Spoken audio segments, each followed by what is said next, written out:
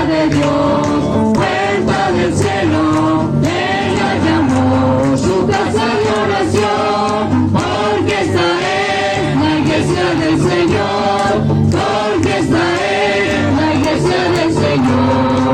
Ven, ven, ven, Cristo a ti te llama, ven, ven, ven, no tardes mañana, no te olvides que por ti murió, para darte gozo, vida eterna y salvación, para darte gozo, vida eterna y salvación.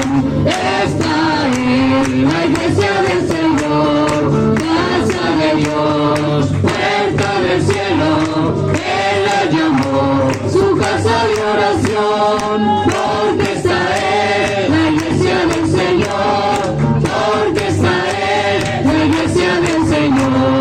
Ven, ven, ven, Cristo a ti te llama, ven, ven, ven, no tardes mañana, no te olvides que por ti murió, para darte gozo, vida eterna y salvación, para darte gozo, vida eterna y salvación. Gloria a Dios.